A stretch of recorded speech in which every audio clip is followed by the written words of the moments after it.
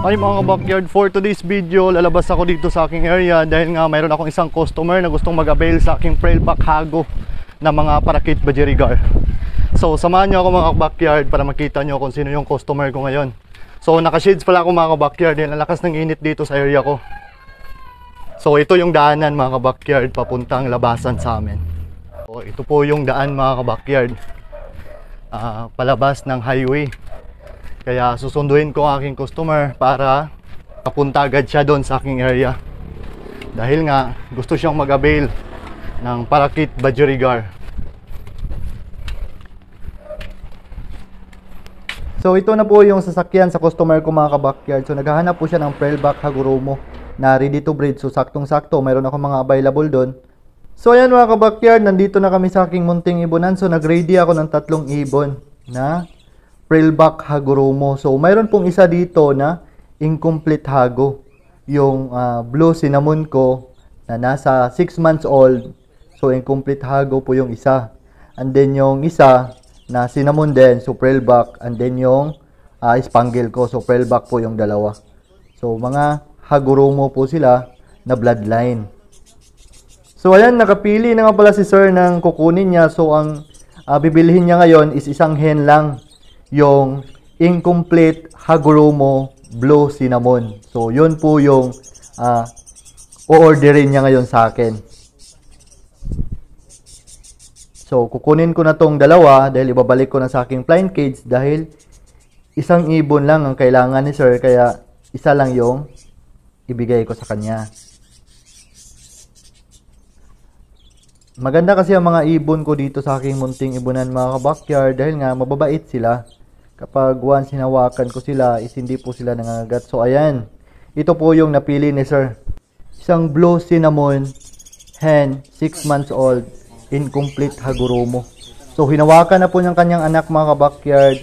At saka gusto din ni sir na tumingin sa aking mga painakay na cocktail. Dahil mayroon po ako ditong 4 na painakay na cocktail. So hindi ko pa nga na-update sa inyo, baka next vlog i-update ko na sa inyo para makita nyo ang kanilang mutation at yung mga kulay nila.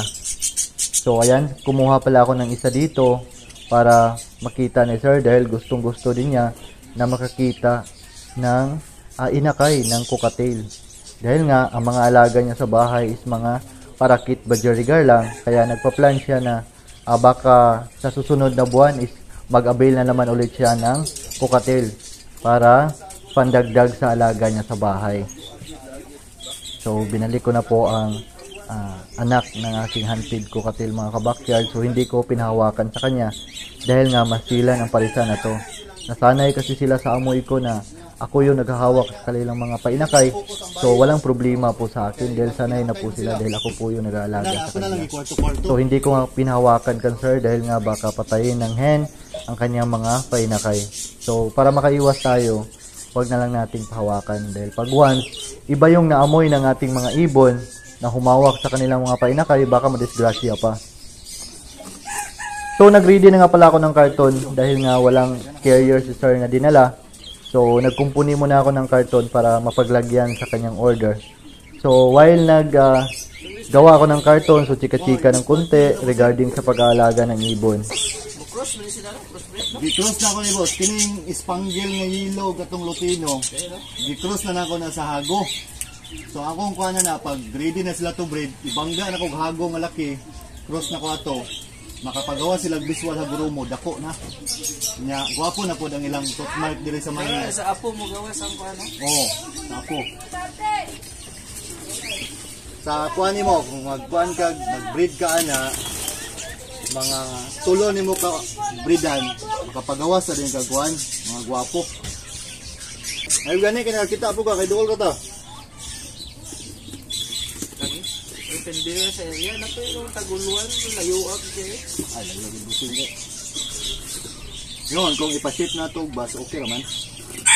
Mula gina, layo agad. Dabaw po niya ako agikan, yun akong mga bloodline sa kuhan. Mga hago ba? Ako, shipping din Dabaw dahil, 500 mo dahil. 500 pa 600. Kunin mo na i-supply at pet shop. po sila mga kwarta. Okay man mo supply pit shop busing pero brato kayo. Rato na ang paano. Kaya ang pit shop man good. Dili sila ga-base bo sa mutation sa parakit. Oh, ilaha. Wholesale nila kay. Nakatesting ba daw ang supply dati sa katong Noah pit shop? Oh, pila ilang muta ko ka. Minimum nila. Pulo ka pares. Oh, napulo ka pares pero alkansi man ta nga breeder ta kay ang ilahang kuha sa kada pair tag 600 do. 600, 500. Di man ko sila gabase yung mutation sa langgam. Oh, sila kwarta na. Wala pakialam kay. Ilaha, makabaligya, no? Oh. Kunya pag abot sa ilaha, ang ilang baligya ano dahil tag 1.5 ang pares. 1.5 pa kuan kini ang 1.3. So kita nga breeder, bugi ka. Unsa man imo mga parakit dito nga mutation? Wala, kuwan lang. Kaya kwapo na ako, casted lang. O katong, nako ay rainbow material nga kuwan.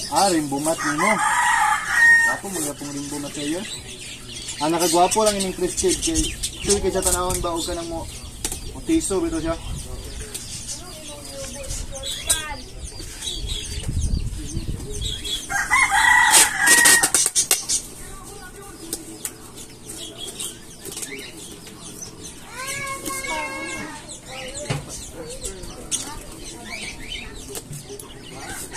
Wapo gabon busing mo kuan kag English badge. Ang ganahan na ko ana kanang mo purge sila sa kuan sa dapuan nila ba. Astig bito kayo. Like sa parakits nga pulisaw man kayo. Kuan kay ba kanang lingas ba lingas.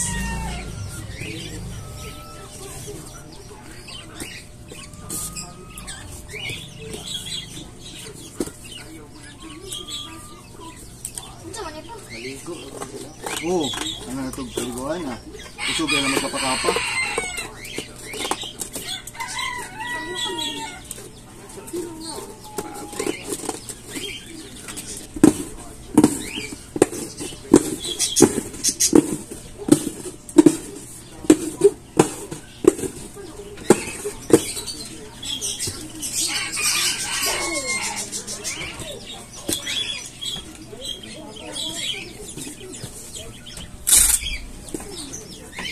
Ingaw, wala langgam, kayo sa buntag ba? Lagi? Mga tito. Oo, kapi-kapi tayo, tanaw na to. Ingaw, man tanaw-tanaw.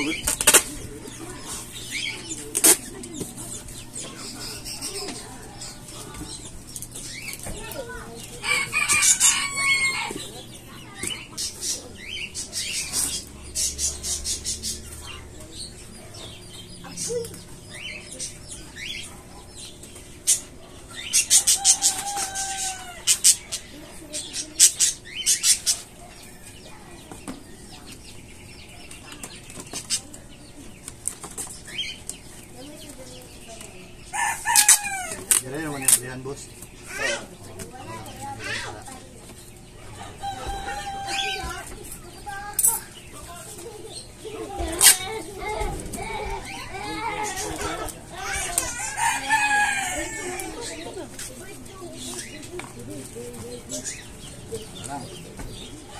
Bird.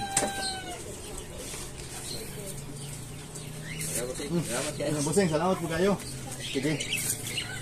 So dahil pauwi na aking customer mga ka-backyard, so dito na magtatapos ang vlog ko. Maraming salamat sa panonood. Don't forget to like, share, and subscribe mga ka-backyard para lagi kayong updated sa mga kaganapan dito sa aking mga ibon sa bahay.